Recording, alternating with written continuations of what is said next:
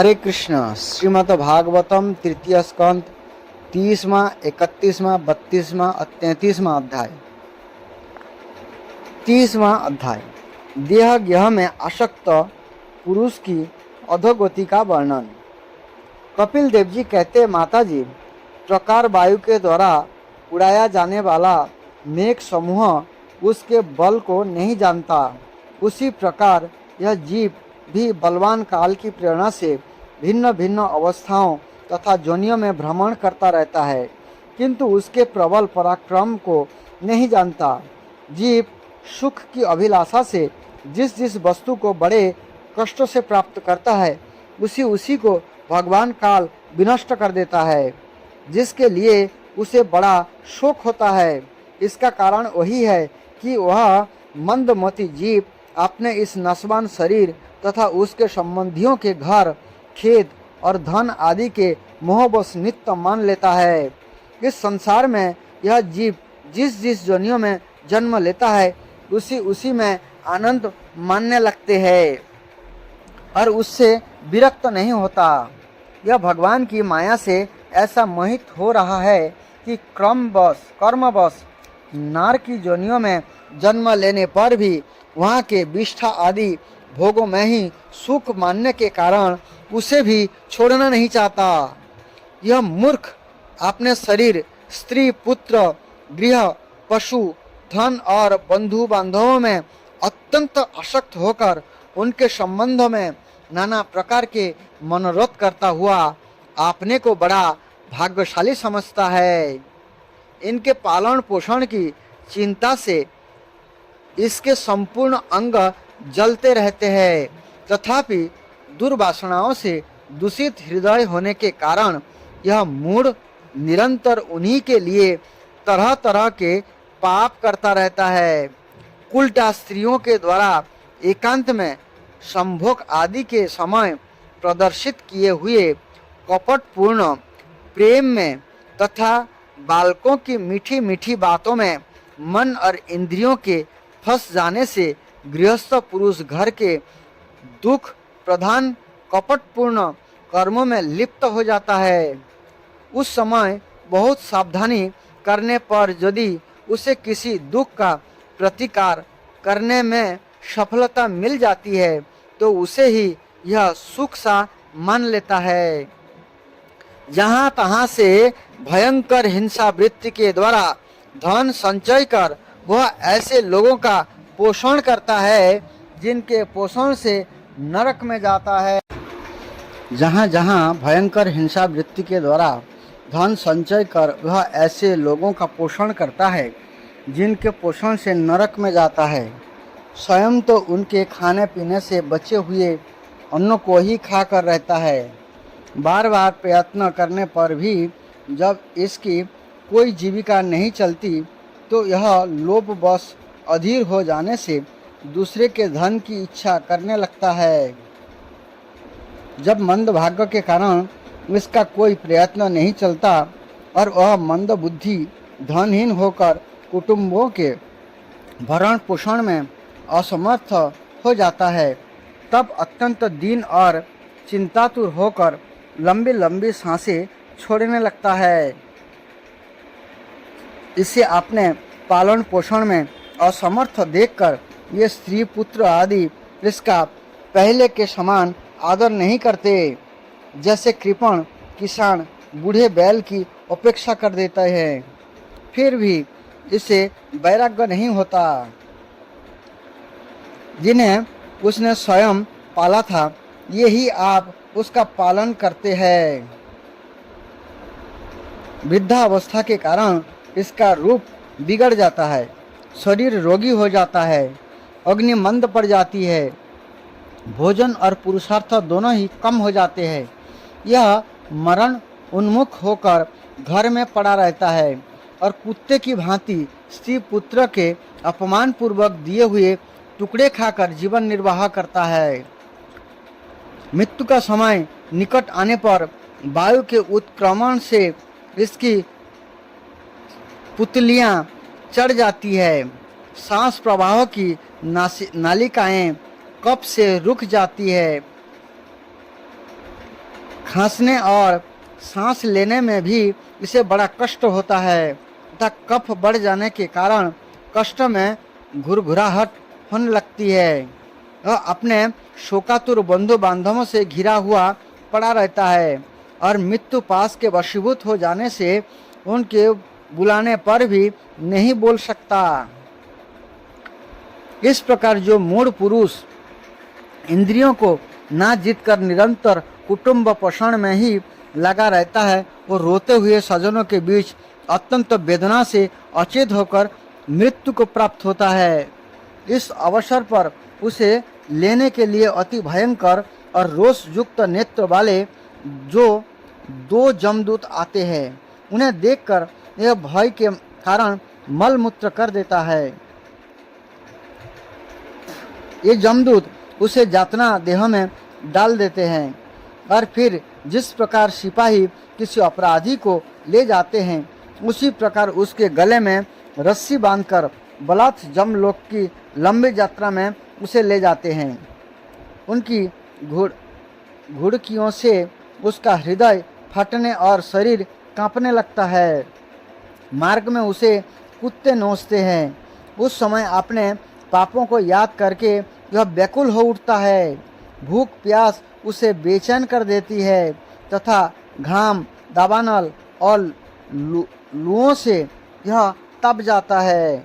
वैसी अवस्था में जल और विश्राम स्थान से रहित उस लुप्त तप्त वालुकाओं में मार्ग में जब उसे एक पग आगे बढ़ाने की भी शक्ति नहीं रहती, जमदूत उसकी पीठ पर कोड़े बरसाते हैं, तब बड़े कष्टों से उसे चलना ही पड़ता है।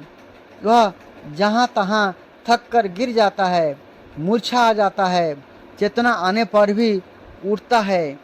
इस प्रकार अति दुखमय अंधेरे मार्ग से अत्यंत क्रूर जमदूत उसे शीघ्रता से जमपुरी के ले जाते हैं। इतने लंबे मार्ग को 2 ही 3 मुहूर्त में तय करके यह नरक में तरह तरह की यातनाएं भोगता है। यहाँ उसके शरीर को धधकती लकड़ियों आदि के बीच में डालकर जलाया जाता है। कहीं स्वयं और दूसरों के द्वारा काट काट कर उसे अपना ही मांस खिलाया जाता है। जमपुरी के कुत्ते अथवा गिद्धों द्वारा जीते जी उसकी आंखें खींची जाती है। सांप बिच्छू और डांस आदि डसने वाले तथा डंक मारने वाले जीवों से शरीर को पीड़ा पहुंचाई जाती है। शरीर को काटकर टुकड़े टुकड़े किए जाते हैं। इसे हाथियों से चिरवाया जाता है। पर्वत शिखर से गिराया जाता है अथवा जल जा गड़े में डालकर बंद कर दिए जाते हैं।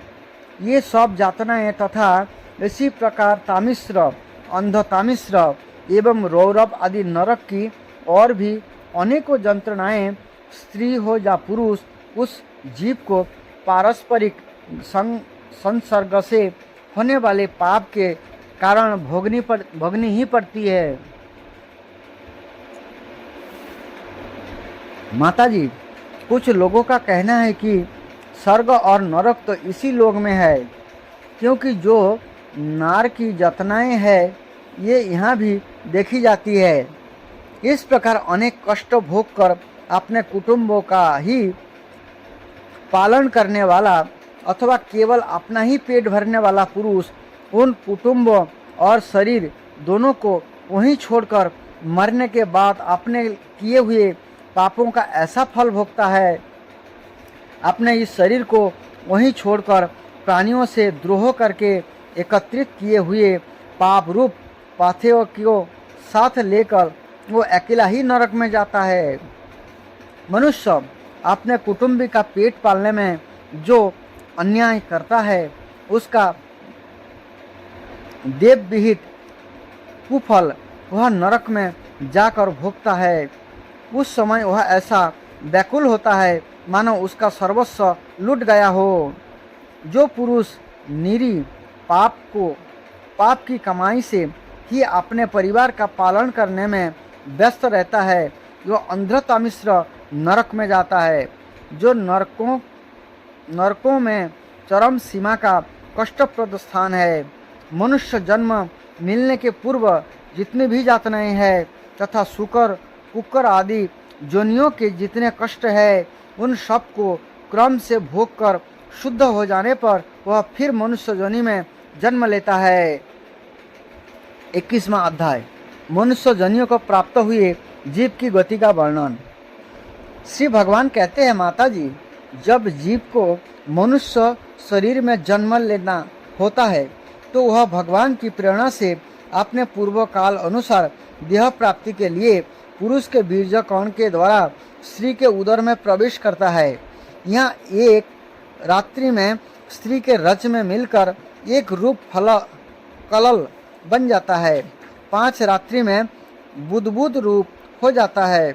10 दिन में बेर के समान कुछ कठिन हो जाता है और उसके बाद मांसपेशी अथवा अंडज प्राणियों में अंडे के रूप में परिणत हो जाता है।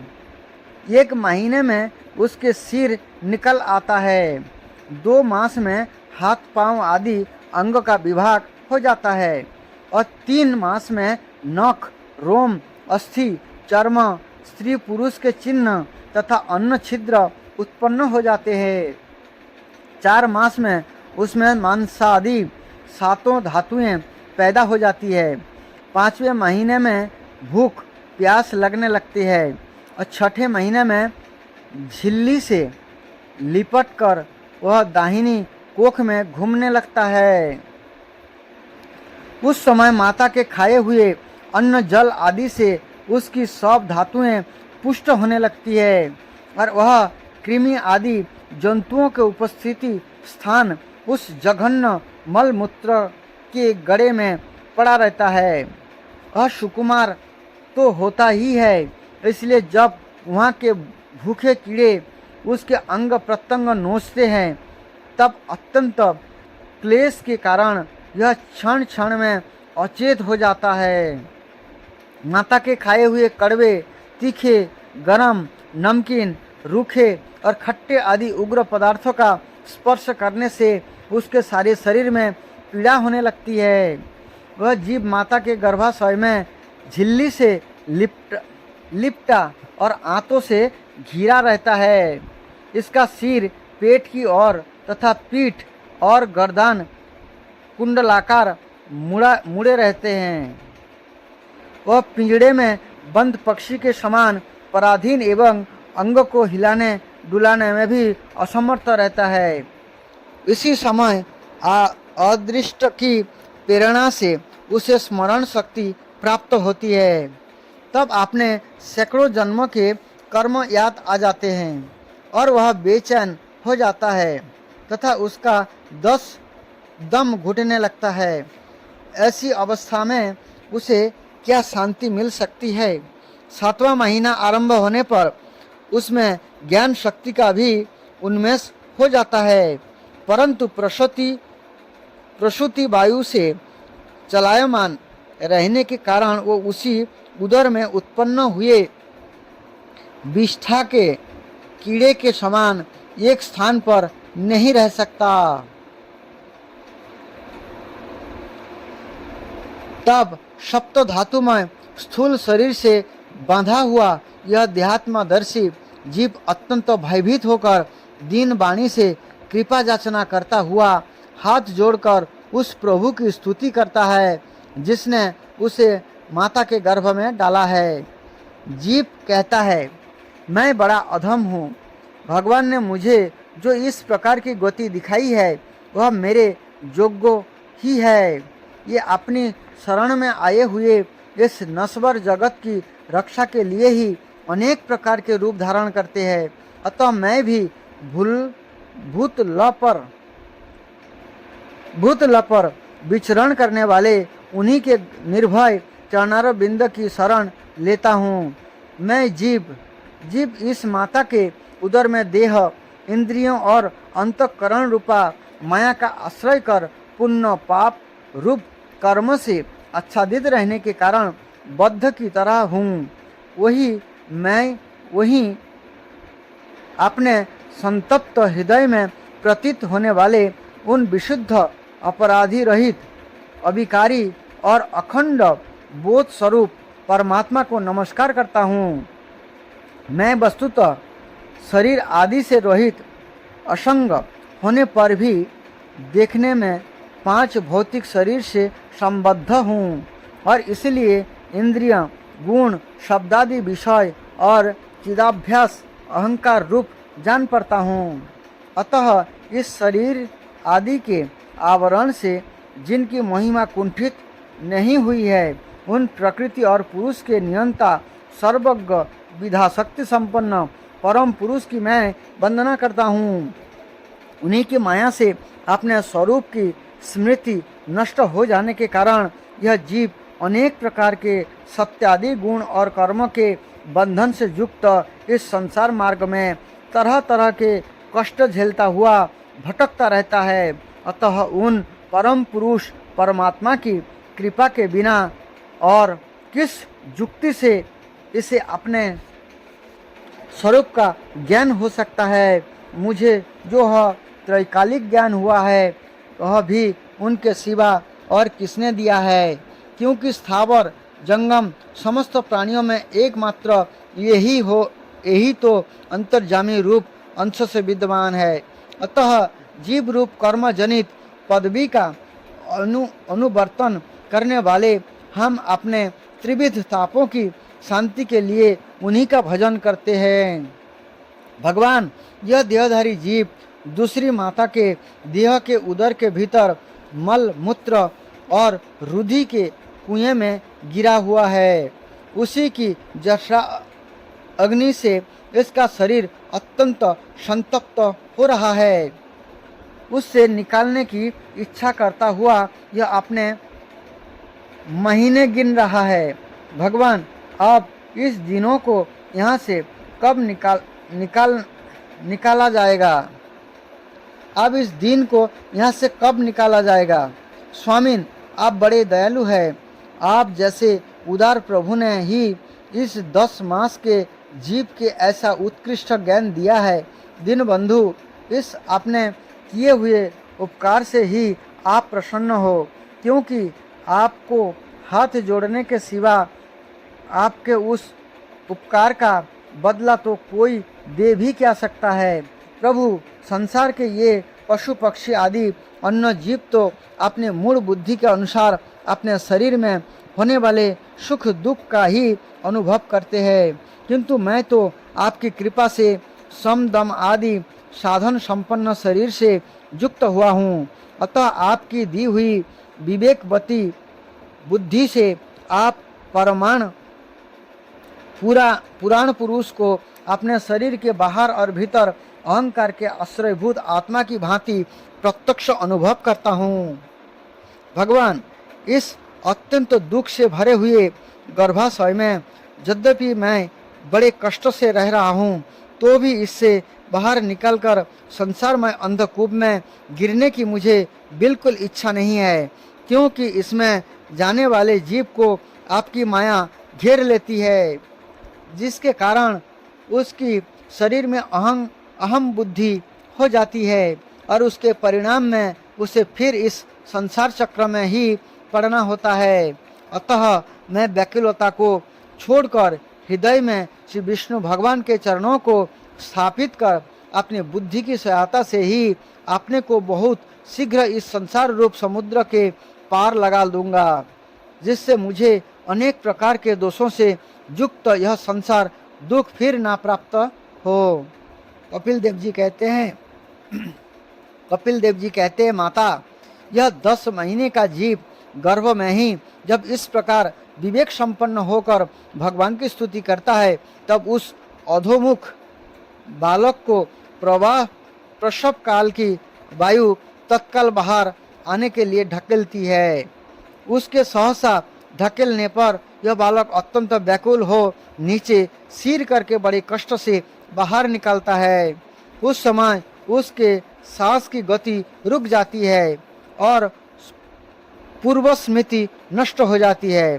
पृथ्वी पर माता के रुधिर और मूत्र में पड़ा हुआ यह बालक विष्ठा के कीड़े के समान छटपटाता है।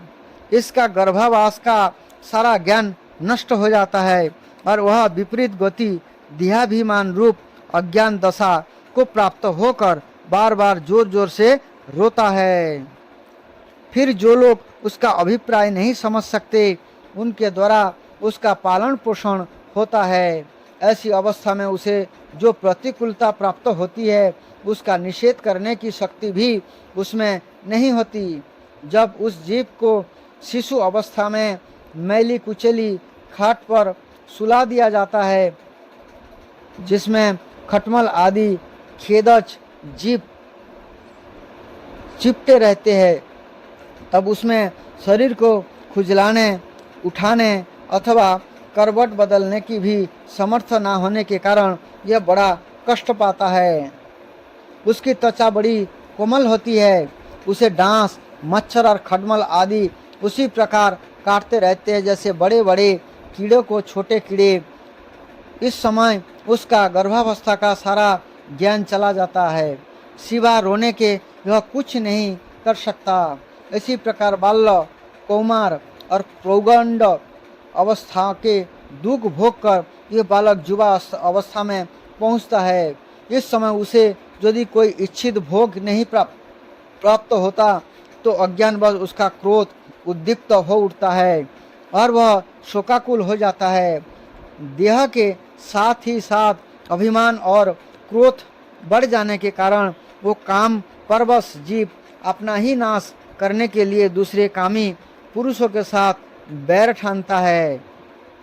खोटी बुद्धि वाला यह अज्ञानी जीव पंचभूतों से रचे हुए इस देह में मिथ्या ही निवेश के कारण निरंतर मैं मेरेपन का अभिमान करने लगता है। जो शरीर इसे वृद्धावस्था आदि अनेक प्रकार के कष्ट ही देता है तथा अविद्या और कर्मों के सूत्र से बांधा रहने के कारण सदा इसके पीछे लगा रहता है, उसी के लिए वह तरह तरह के कर्म करता रहता है, जिनमें बंध जाने के कारण इसे बार बार संसार चक्र में पड़ना होता है। सन्मार्ग में चलते हुए यदि इसका किन्हीं जिह्वा और उपस्थेंद्रियों के भोगों में लगे हुए विषयी पुरुषों से समागम हो जाता है और वह उनमें आस्था करके उन्हीं का अनुगमन करने लगता है, तो पहले के समान ही फिर नरक की जोनियों में पड़ता है। जिनके संग से इसके सत्य, शौच, बाहर भीतर की पवित्रता, दया, वाणी का संयम, बुद्धि, धन संपत्ति, लज्जा, जस, क्षमा, मन और इंद्रियों का संयम तथा ऐश्वर्य आदि सभी सद्गुण नष्ट हो जाते हैं। उन अत्यंत शोचनीय स्त्रियों के कीड़ा मृग अर्थात खिलौना, अशांत, मूढ़ और देहात्मदर्शी असत पुरुषों का संग कभी नहीं करना चाहिए, क्योंकि इस जीवों को किसी और का संग करने से ऐसा मोह और बंधन नहीं होता जैसा स्त्री और स्त्री के संगियों का संग करने से होता है। एक बार अपनी पुत्री सरस्वती को देखकर ब्रह्मा जी भी उसके रूप लावण्य से मोहित हो गए थे और उसके मृगी रूप होकर भागने पर उसके पीछे निर्लज्जता पूर्वक मृग रूप होकर दौड़ने लगे। उन्हें ब्रह्मा जी ने मरीचि आदि प्रजापतियों की तथा मरीचि आदि ने कश्यप आदि की और कश्यप आदि ने देव, मनुष्य आदि प्राणियों की सृष्टि की। अतः इनमें एक ऋषि प्रवर नारायण को छोड़कर ऐसा कौन पुरुष हो सकता है जिनकी बुद्धि स्त्री रूपिणी माया से मोहित ना हो। ओह, मेरी इस स्त्री रूपिणी माया का बल तो देखो, जो अपने भिकुटी विलास मात्र से बड़े बड़े दिग्विजयी वीरों को पैरों से कुचल देती है। जो पुरुष योग के परम पद पर आरूढ़ होना चाहता है अथवा जिसे मेरी सेवा के प्रभाव से आत्मा अनात्मा का सेवक हो गया है, वह स्त्रियों का संग कभी ना करे, क्योंकि उन्हें ऐसे पुरुष के लिए नरक का खुला द्वार बताया गया है। भगवान की रची हुई यह जो स्त्री रूपिणी माया धीरे धीरे सेवा आदि के मिस से पास आती है, उसे तिनकों से ढके हुए कुएं के समान अपनी मृत्यु ही समझे। स्त्रियों में आसक्त रहने के कारण तथा अंत समय में स्त्रियों का ही ध्यान करने से जीवों को स्त्री जोनि प्राप्त होती है। इस प्रकार स्त्री जोनि को प्राप्त हुआ जीव पुरुष रूप में प्रतीत होने वाली मेरी माया को ही धन पुत्र और गृह आदि देने वाला अपना पति मानता रहता है।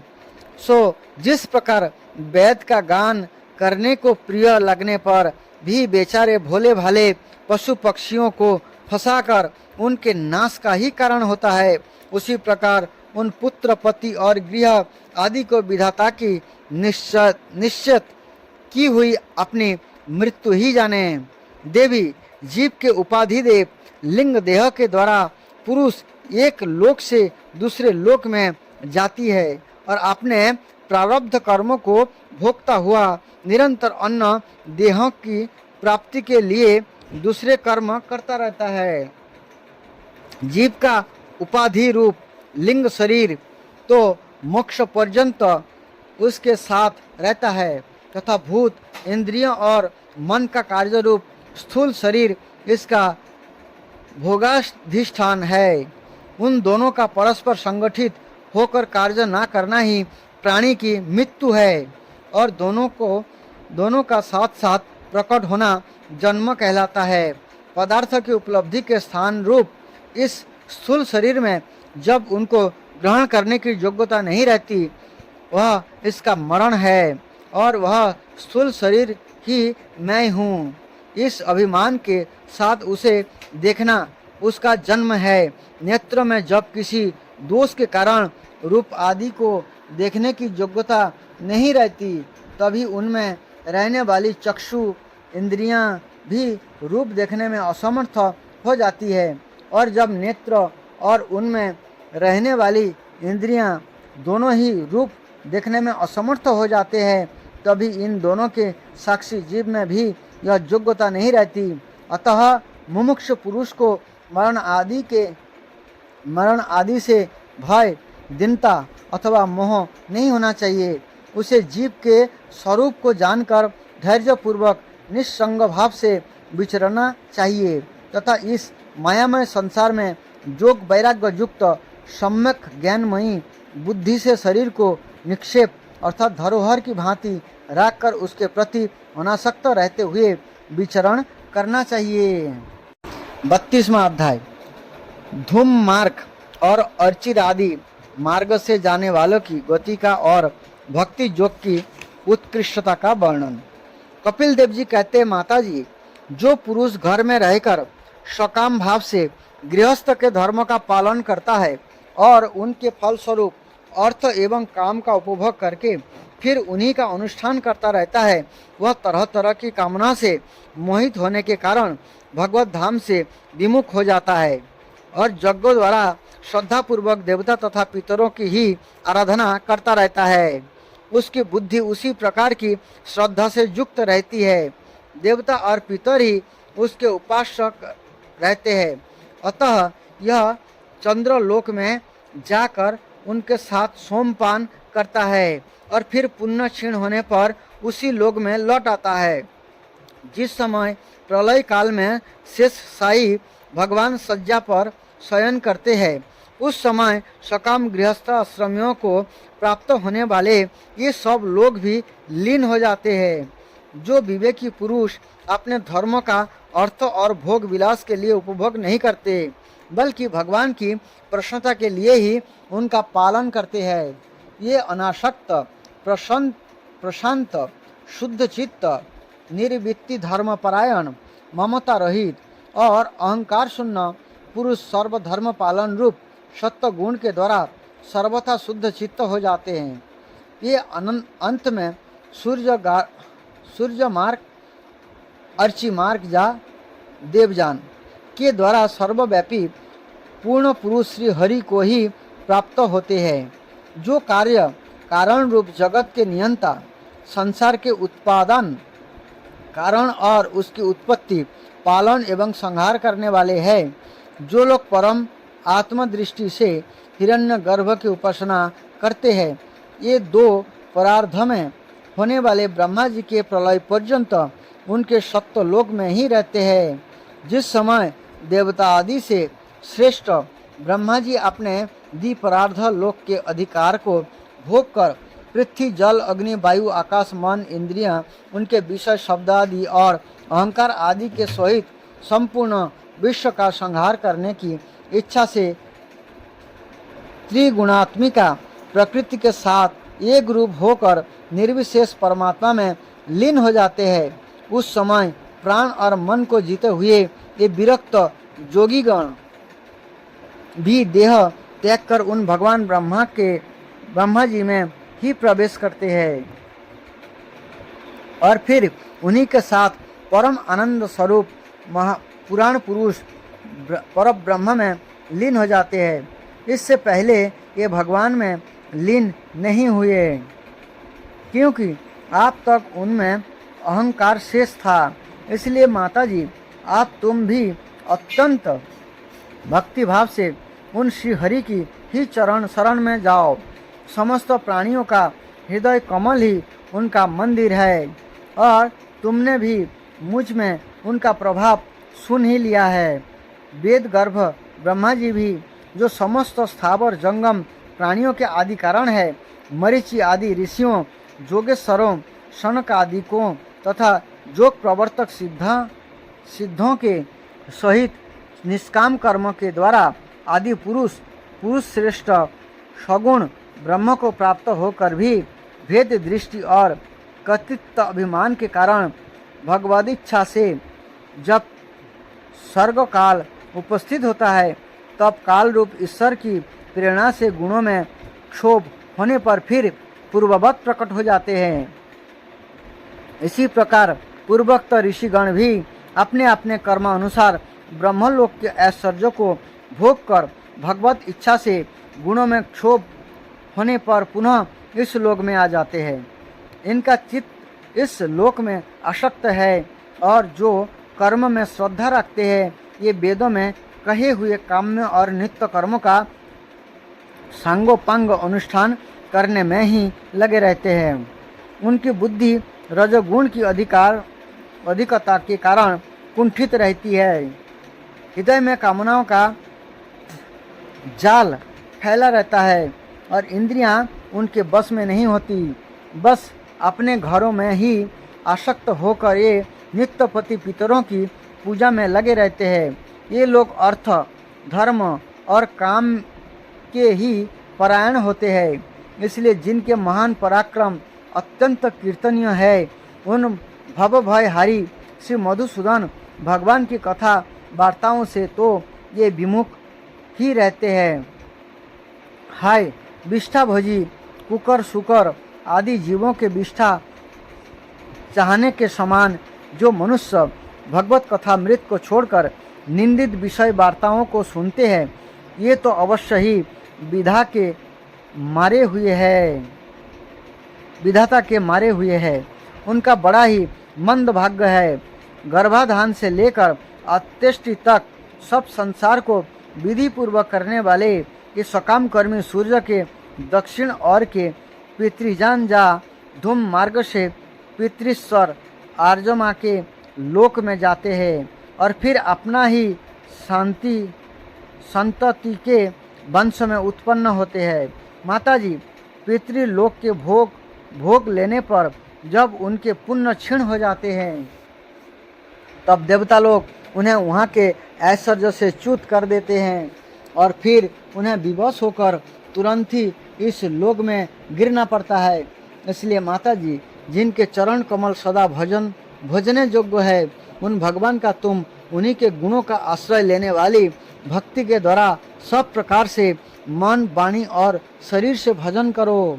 भगवान वासुदेव के प्रति किया हुआ भक्ति योग तुरंत ही संसार से वैराग्य और ब्रह्म साक्षात्कार रूप ज्ञान की प्राप्ति करा देता है। वस्तुतः तो सभी विषय भगवत रूप होने के कारण समान है। अतः जब इंद्रियों की वृत्तियों के द्वारा भी भगवत भक्ति का चित्त उनमें प्रिय अप्रिय विषय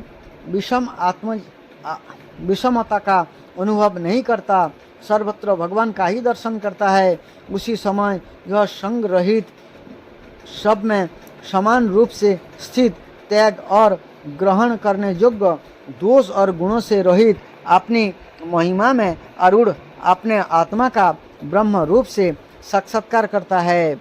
वही ज्ञान स्वरूप है, वही पर ब्रह्म है, वही परमात्मा है, वही ईश्वर है, वही पुरुष है, वही एक भगवान स्वयं जीव, शरीर, विषय, इंद्रियों आदि अनेक रूपों में प्रतीत होता है। संपूर्ण संसार में आसक्ति का अभाव हो जाना बस वही योगियों के सब प्रकार के योग साधना का एकमात्र अभीष्ट फल है। ब्रह्म एक है, ज्ञान स्वरूप और निर्गुण है, तो भी यह बाह्य वृत्तियों वाली इंद्रियों के द्वारा भ्रांतिवश शब्द आदि धर्म वाले विभिन्न पदार्थों के रूप में भास रहा है। जिस प्रकार एक ही पर ब्रह्म महत्तत्व, वैकारिक, राजस और तामस तीन प्रकार का अहंकार, पंच महाभूत एवं 11 इंद्रियां रूप बन गया और फिर वही स्वयं प्रकाश इनके संजोग से जीव कहलाया, उसी प्रकार उस जीवी का शरीर रूप यह ब्रह्मांड भी वस्तुतः ब्रह्म ही है, क्योंकि ब्रह्म से ही इसकी उत्पत्ति हुई है। किंतु इसे ब्रह्म रूप वही देख सकता है जो श्रद्धा, भक्ति और वैराग्य तथा निरंतर के योगाभ्यास के द्वारा एकाग्र चित्त और असंग बुद्धि हो गया है। पूजनीय माताजी, मैंने तुम्हें यह ब्रह्म साक्षात्कार का साधन रूप ज्ञान सुनाया। इसके द्वारा प्रकृति और पुरुष के यथार्थ स्वरूप का बोध हो जाता है। देवी, निर्गुण ब्रह्म विषयक ज्ञान योग और मेरे प्रति किया हुआ भक्ति योग, इन दोनों का फल एक ही है, उसे ही भगवान कहते हैं। जिस प्रकार रूप, रस एवं गंध आदि अनेक गुणों का आश्रयभूत एक ही पदार्थ भिन्न भिन्न इंद्रियों द्वारा अभिन्न रूप से अनुभूत होता है, ऐसा ही शास्त्र के विभिन्न मार्गों द्वारा एक ही भगवान की अनेक प्रकार से अनुभूति होती है। नाना प्रकार के कार्यकलाप, यज्ञ, दान, तप, वेदाध्ययन, वेद विचार, मीमांसा, मन और इंद्रियों के संयम, कर्मों के त्याग, विविध अंग वाले योग, भक्ति योग, निवृत्ति और प्रवृत्ति रूप सकाम और निष्काम दोनों प्रकार के धर्म, आत्म तत्व के ज्ञान और दृढ़ वैराग्य, इन सभी साधनाओं से सगुण निर्गुण रूप स्वयं प्रकाश भगवान को ही प्राप्त किया जाता है। माताजी, सात्विक, राजस, तामस और निर्गुण भेद से 4 प्रकार के भक्ति योग का और जो प्राणियों के जन्म आदि विकारों का हेतु है तथा जिसकी गति जानी नहीं जाती, इस काल का स्वरूप मैं तुमसे कह ही चुका हूँ। देवी, अविद्याजनित कर्म के कारण जीव की अनेकों गतियाँ होती है, उनमें जाने पर यह अपने स्वरूप को नहीं पहचान सकता। मैंने तुम्हें जो ज्ञान उपदेश दिया है उसे दुष्ट, दुर्विनीत, घमंडी, दुराचारी और धर्मध्वजी अर्थात दंभी पुरुषों को नहीं सुनना चाहिए। जो विषय लोलुप हो, गृह आसक्त हो, मेरा भक्त ना हो अथवा मेरे भक्ति से द्वेष करने वाला हो, उसे भी इसका उपदेश कभी ना करे। जो अत्यंत श्रद्धालु, भक्त, विनयी, दूसरों के प्रति दोष दृष्टि ना रखने वाला, सब प्राणियों से मित्रता रखने वाला, गुरु सेवा में तत्पर, बाह्य विषयों में अनासक्त, शांत चित्त, मत्सर शून्य और पवित्र चित्त हो तथा मुझे परम प्रियतम मानने वाला हो, उसे इसका अवश्य उपदेश करे। माँ, जो पुरुष मुझ में चित्त लगाकर इसका श्रद्धापूर्वक एक बार भी श्रवण या कथन करेगा, वह मेरे परम पद को प्राप्त होगा। 33वां अध्याय, देवहूति को तत्व ज्ञान एवं मोक्ष पद की प्राप्ति। मैत्र जी कहते, विदुर जी, श्री कपिल भगवान के यह वचन सुनकर कर्दम जी की प्रिय पत्नी माता देवहूति के मोह का पर्दा फट गया और वे तत्व प्रतिपादक सांख्य शास्त्र के ज्ञान की आधारभूमि भगवान श्री कपिल जी को प्रणाम करके उनकी स्तुति करने लगी। देवहूति जी ने कहा, कपिल जी, ब्रह्मा जी आपके ही नाभि कमल से प्रकट हुए थे। उन्होंने प्रलयकालीन जल में शयन करने वाले आपके पंचभूत इंद्रियां, शब्द आदि विषय और मनोमय विग्रह का जो सत्यादि गुणों के प्रवाह से युक्त सत्य स्वरूप और कार्य एवं कारण दोनों का बीज है, ध्यान ही किया था। आप निष्क्रिय सत्य संकल्प, संपूर्ण जीवों के प्रभु तथा सहस्त्रों अचिंत शक्तियों से संपन्न है। अपनी शक्ति को गुण प्रवाह रूप से ब्रह्मादि अनंत मूर्तियों में विभक्त करके उनके द्वारा आप स्वयं ही विश्व की रचना आदि करते हैं। नाथ, यह किसी विचित्र बात है कि जिनके उदर में प्रलय काल आने पर यह सारा प्रपंच लीन हो जाता है और जो कल्पांत में मायामय बालक का रूप धारण कर अपने चरण का अंगूठा चूसते हुए अकेले ही बट वृक्ष के पत्ते पर शयन करते हैं, उन्हीं आपको मैंने गर्भ में धारण किया। विभु, आप पापियों का दमन और आपके अपने आज्ञाकारी भक्तों का अभ्युदय एवं कल्याण करने के लिए स्वेच्छा से देह धारण किया करते हैं। अतः जिस प्रकार आपके बराह आदि अवतार हुए हैं, इसी प्रकार वह कपिल अवतार भी मुमुक्षुओं को ज्ञान मार्ग दिखाने के लिए हुआ है। भगवान, आपके नामों का श्रवण या कीर्तन करने से तथा भूले भटके कभी कभी आपका बंधन या स्मरण करने से ही कुत्तों का मांस खाने वाला चंडाल भी समायाजी ब्राह्मण के समान पूजनीय हो सकता है। फिर आपका दर्शन करने से मनुष्य कृतकृत्य हो जाए, इसमें तो कहना ही क्या है। वह चंडाल भी इसी से सर्वश्रेष्ठ है कि इसी का जिह्वा के अग्रभाग में आपका नाम विराजमान है। जो श्रेष्ठ पुरुष आपका नाम उच्चारण करते हैं, उन्होंने तप, हवन, तीर्थस्थान, सदाचार का पालन और वेदाध्ययन सब कुछ कर लिया। कपिल देव जी, आप साक्षात परब्रह्म है, आप ही परम पुरुष है। वृत्तियों के प्रभाव को अंतर्मुख करके अंतकरण में आपका ही चिंतन किया जाता है। आप अपने तेज से माया के कार्य गुण प्रभाव को शांत कर देते हैं तथा आपके ही उदर में संपूर्ण देव तत्व निहित है। ऐसे साक्षात विष्णु स्वरूप आपको मैं प्रणाम करती हूँ। मैत्र जी कहते हैं, माता के इस प्रकार स्तुति करने पर मातृवत्सल परम पुरुष भगवान कपिल देव जी ने उनके गंभीर वाणी में कहा। कपिल देव जी ने कहा, माता जी, मैंने तुम्हें जो यह सुगम मार्ग बताया, इसका अवलंबन करने से तुम शीघ्र ही परम पद प्राप्त कर लोगी। तुम मेरे इस मत में विश्वास करो। ब्रह्मा आदि लोगों ने इसका सेवन किया है। इसके द्वारा तुम मेरे जन्म मरण हित स्वरूप को प्राप्त कर लोगे। जो लोग मेरे इस मत को नहीं जानते, ये जन्म मृत्यु के चक्र में पड़ते हैं। मैत्र जी कहते हैं, इस प्रकार आपने श्रेष्ठ आत्मज्ञान का उपदेश कर श्री कपिल देव जी अपनी ब्रह्म वादिनी जाननी की अनुमति लेकर वहाँ से चले गए।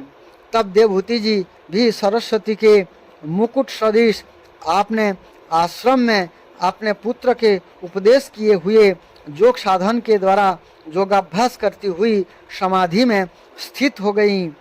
त्रिकाल स्नान करने से उनकी घुंघरली अलकें भूरी भूरी जटाओं में परिणत हो गई तथा चीर वस्त्रों से ढका हुआ शरीर उग्र तपस्या के कारण दुर्बल हो गया। उन्होंने प्रजापति कर्दम के तप और योग बल से प्राप्त अनुपम गर्भस्थ सुख को, जिसके लिए देवता भी तरसते थे, त्याग दिया। जिसमें दुग्ध फेंकने के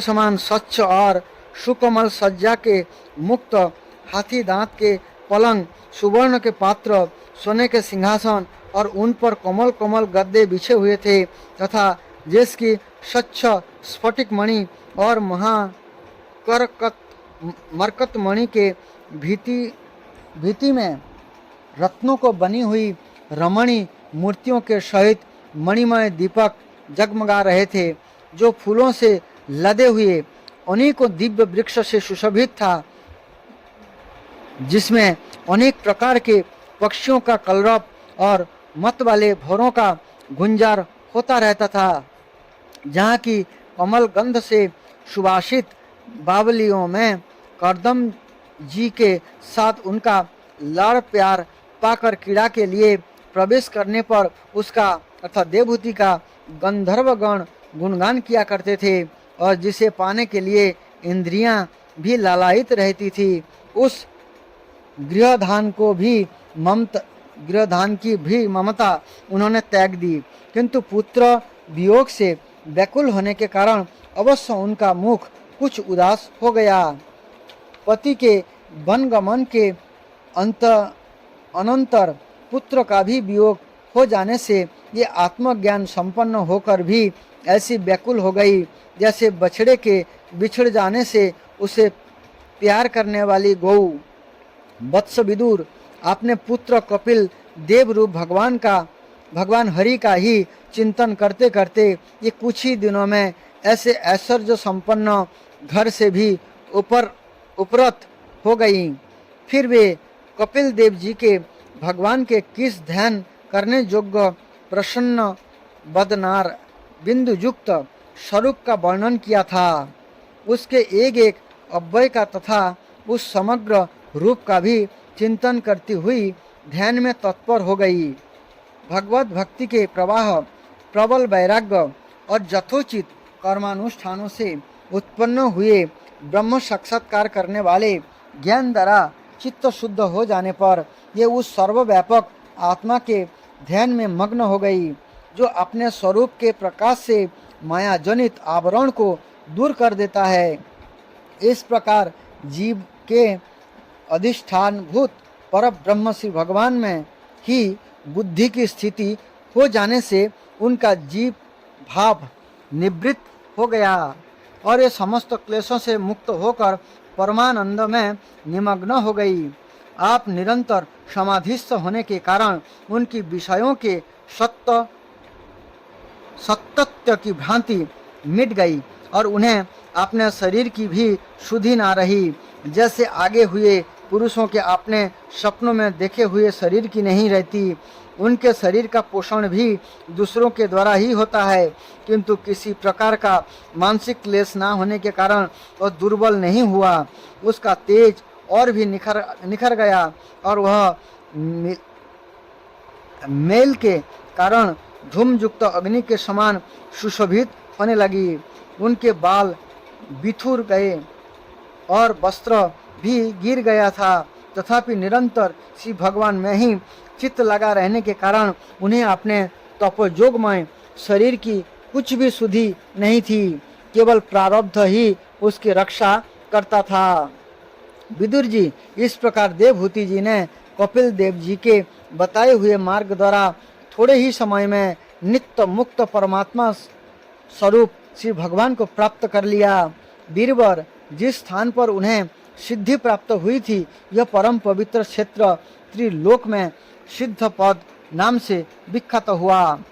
साधु स्वभाव विदुर जी योग साधना के द्वारा उनके शरीर के सारे दैहिक मल दूर हो गए थे और एक नदी के रूप में परिणत हो गया, जो सिद्ध गण से सेवित और सब प्रकार की सिद्धि देने वाली है। महायोगी भगवान कपिल जी भी माता की आज्ञा ले पिता के आश्रम में ईशान कोण की ओर चले गए। यहाँ स्वयं समुद्र ने उनका पूजन करके उन्हें स्थान दिया। ये तीनों लोगों को शांति प्रदान करने के लिए योग मार्ग का अवलंबन कर समाधि में स्थित हो गए हैं। सिद्ध चारण गंधर्व मुनि और अप्सरागण उनकी स्तुति करते हैं तथा सांख्याचार्य गण भी उनका सब प्रकार स्तवन करते रहते हैं। निष्पाप विदुर जी, तुम्हारे पूछने से मैंने तुम्हें यह भगवान कपिल और देवहूति का परम पवित्र संवाद सुनाया। वो कपिल देव जी का मत अध्यात्म योग का गूढ़ रहस्य है। जो पुरुष इसका श्रवण या वर्णन करता है वह भगवान गरुड़ ध्वज की भक्ति से युक्त होकर शीघ्र ही श्री हरि के चरणारविंद की प्राप्त करता है। तीसरा स्कंद समाप्त हुआ। हरि ओम तत्सत। हरे कृष्ण कृष्ण कृष्ण हरे हरे, हरे राम राम राम हरे हरे।